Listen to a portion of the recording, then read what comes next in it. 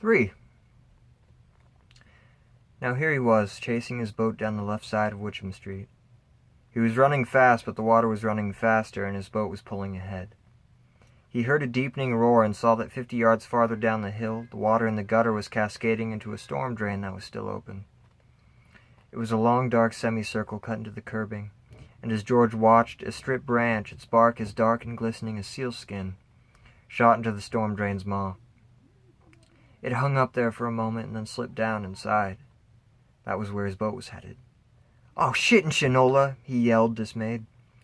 He put on speed, and for a moment he thought he would catch the boat.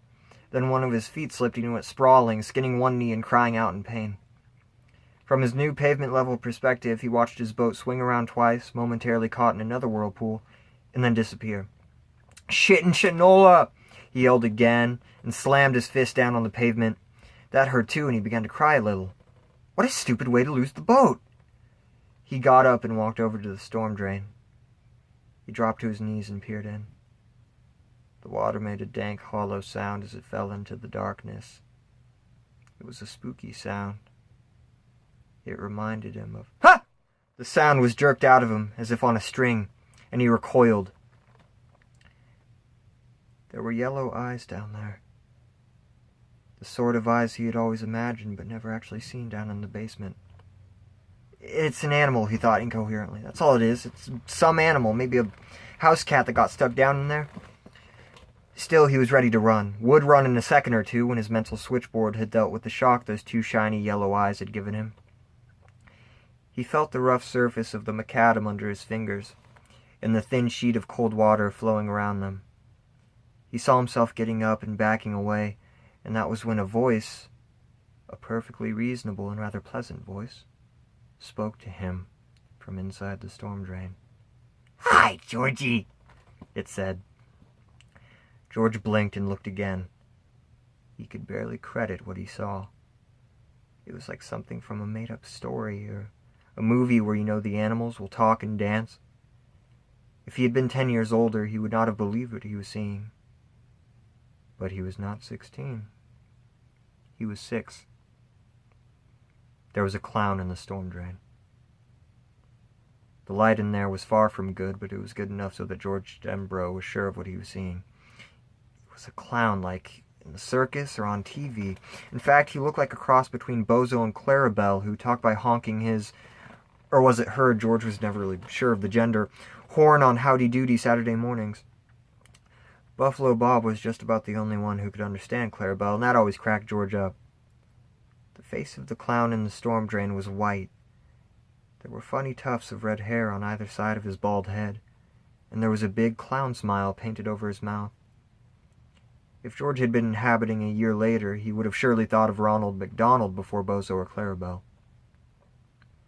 The clown held a bunch of balloons, all colors, like gorgeous ripe fruit in one hand. In the other, he held George's newspaper boat. "Want your boat, Georgie?" The clown smiled. George smiled back. He couldn't help it. It was the kind of smile you just had to answer. "I sure do," he said. The clown laughed. "I sure do. That's good. That's very good. And how about a balloon?" "Well, sure." He reached forward and then drew his hand reluctantly back. I'm not supposed to take stuff from strangers. My dad said so." "Very wise of your dad," the clown in the storm drain said, smiling. How, George wondered, could I have thought his eyes were yellow? They were a bright dancing blue, the color of his mom's eyes and Bill's. "Very wise indeed. Therefore, I will introduce myself. I, Georgie, am Mr. Bob Gray, also known as Pennywise, the dancing clown. Pennywise, meet George Denbrough. George, meet Pennywise. And now we know each other. I'm not a stranger to you, and you're not a stranger to me. Correct." George giggled. "I guess so." He reached forward again and drew his hand back again. "How did you get down there?" "Storm just blew me away," Pennywise the dancing clown said. It blew the whole circus away. Can you smell the circus, Georgie? George leaned forward. Suddenly he could smell peanuts. Hot roasted peanuts and vinegar, the white kind you put on your french fries through a hole in the cap. He could smell cotton candy and frying doughboys and the faint but thunderous odor of wild animal shit. He could smell the cheery aroma of Midway sawdust. And yet under it all was the smell of flood and decomposing leaves and dark storm-drained shadows. That smell was wet and rotten. The cellar smell. But the other smells were stronger. "You bet I can smell it," he said. Want your boat, Georgie? Pennywise asked. I only repeat myself because you really do not seem that eager. He held it up, smiling. He was wearing a baggy silk suit with great big orange buttons. A bright tie, electric blue, flopped down his front, and on his hands were big white gloves like the kind Mickey Mouse and Donald Duck always wore. "Yeah, sure," George said, looking into the storm drain. And a balloon? I've got red and green and yellow and blue. "Do they float?" Float? The clown's grin widened. Oh, yes. Indeed they do. They float. And there's cotton candy. George reached.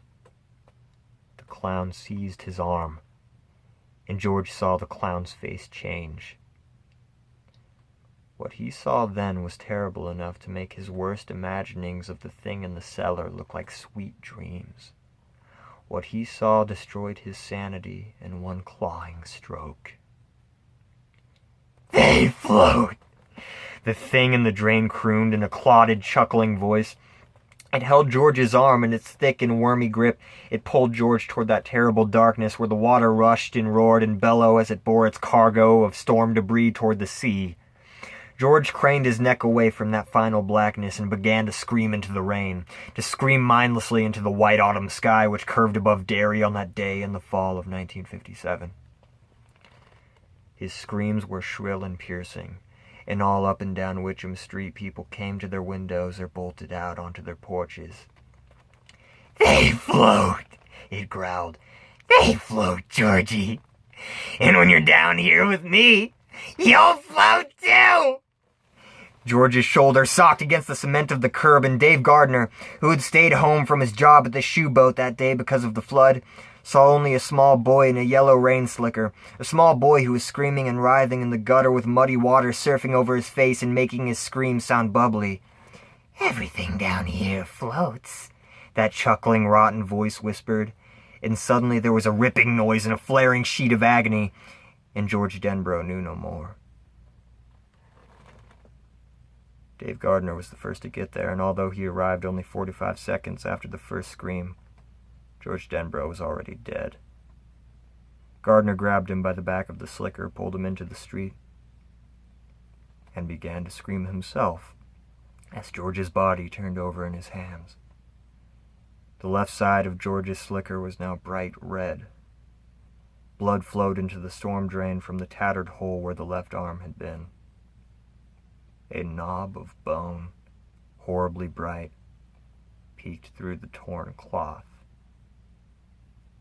The boy's eyes stared up into the white sky, and as Dave staggered away toward the others already running pell-mell down the street, they began to fill up with rain.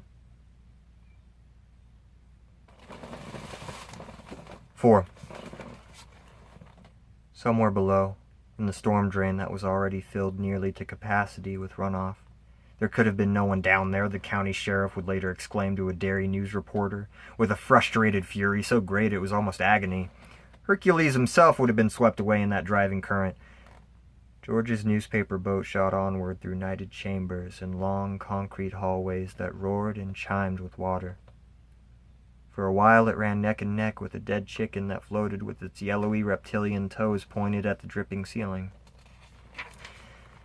Then, at some junction east of town, the chicken was swept off to the left, while George's boat went straight. An hour later, while George's mother was being sedated in the emergency room at Derry Home Hospital, and while stuttering Bill sat stunned and white and silent in his bed, listening to his father sob hoarsely in the parlor where his mother had been playing fur-elise when George went out. The boat shot out through a concrete loophole like a bullet exiting the muzzle of a gun, and ran at speed down a sluiceway and into an unnamed stream. When it joined the boiling, swollen Penobscot River 20 minutes later, the first rifts of blue had begun to show in the sky overhead. The storm was over. The boat dipped and swayed and sometimes took on water, but it did not sink. The two brothers had waterproofed it well. I do not know where it finally fetched up, if it ever did. Perhaps it reached the sea and sails there forever, like a magic boat in a fairy tale. All I know is that it was still afloat and still running on the breast of the flood when it passed the incorporated town limits of Derry, Maine, and there it passes out of this tale forever.